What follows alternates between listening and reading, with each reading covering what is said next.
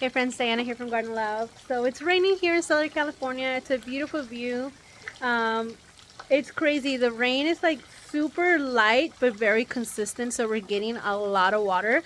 And this is the opportunity for you guys to harvest some water.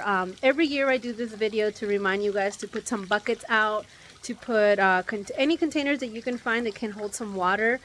I highly suggest it just because it's wonderful to be able to feed this to your plants.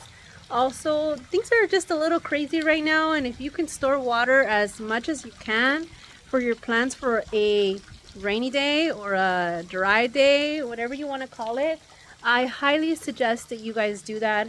Lead Farmer 73 has been putting so much information on how to prepare for anything that might happen, and you guys, well, most of you guys follow Let's Farmer 73. If you don't, I suggest you guys go follow him. I try not to talk a lot about this on my channel other than let's grow some food, let's prepare in that aspect.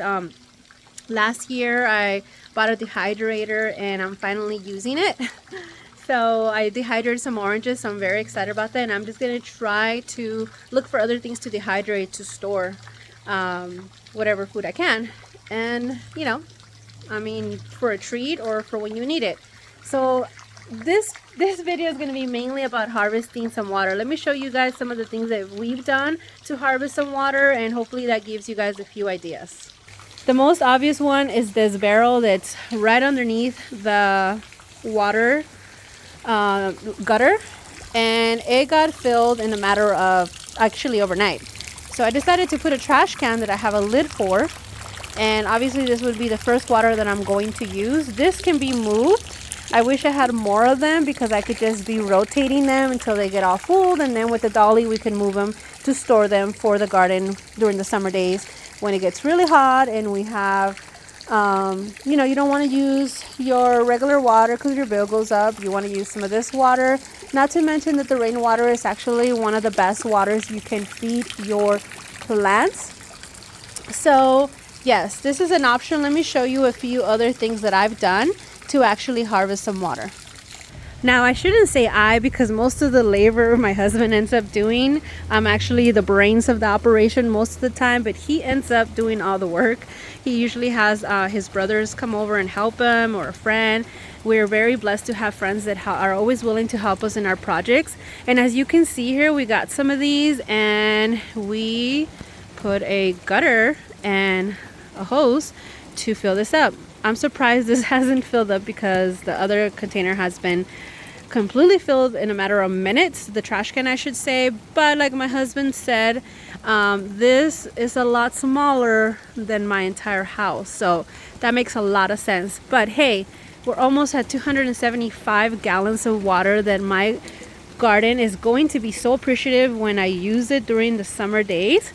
And yes, you guys can always get some of these to harvest some water. Let me show you a few other options. One of the easiest and cheapest way to do it is just to put out containers, because the water would naturally be harvested.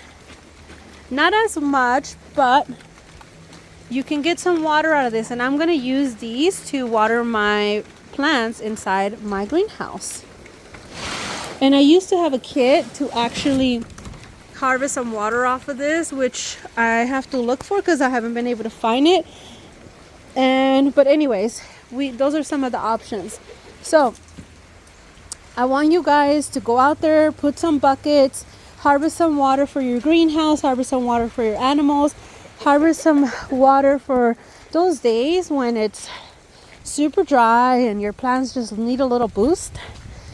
Now, this is my most favorite way to harvest water. What I've been doing is I've been digging up some trenches since most of my trees are on a slope. They're right above my tree, and the water naturally drains down.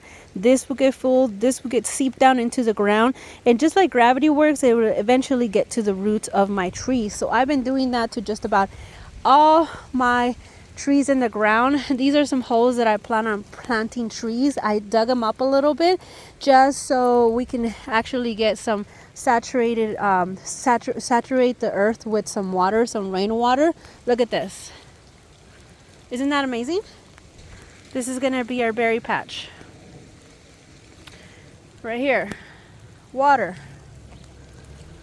All of these little trenches are going to be, I'm going to be adding wood chips so it could absorb some of the water and could just retain the little crevice that we have here so the earth doesn't just come down. Some wood chips will help with that, and also with the water harvesting.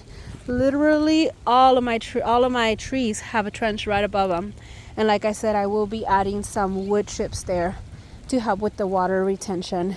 And if I ever just want to give it a deep water to these plants, I'm going to just put the hose right there and let it go down and drain down into the roots of my trees. Well, friends, those are a few ways to harvest some water, to store some water on the earth. That's actually the best way, because if you can ensure that some of this water is actually going down into the earth, there's going to be a reservoir of water underneath for your trees to drink from, where sometimes our earth is so dry that our water is not actually seeping into the earth. It's actually just running off onto just basically running off onto what do you call it? It's just running off into the soil, into the street, and we're not actually absorbing some of that water. And I gotta say that these dirt lockers actually have been really good about holding that water, retaining it, letting it drain into the earth. And I feel very confident about the trees that are here. I feel that there's going to be a good reserve of water into these containers and underneath them because of that, because I have wood chips on there, because here, let me see, I have wood chips here, and the wood chips allowed water to get absorbed. The container allows water to get absorbed, and as it's seeping down into the earth, it's taking its time to get there, which means that it's going to get on the lower level of our earth here, which is what we need when we have super hot days and our earth just ended up baking like a brick. It doesn't, when it rains or when we water things, it just doesn't allow the earth to actually absorb that water. So I hope that this actually gave you guys some ideas of how to harvest some water, how to help your trees thrive and grow.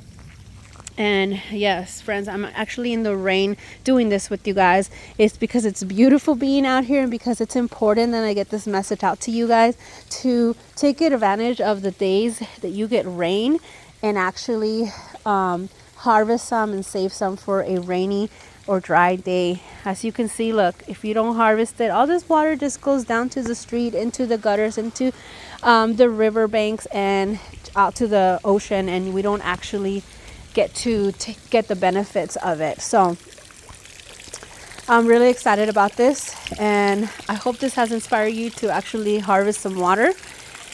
Save it for a dry season, and stay on your toes, friends. Stay on your toes. Do what you can, and I'm sure you'll get there, one step at a time. One step at a time. I hope you guys have a blessed day. I'll see you in the next one. Bye.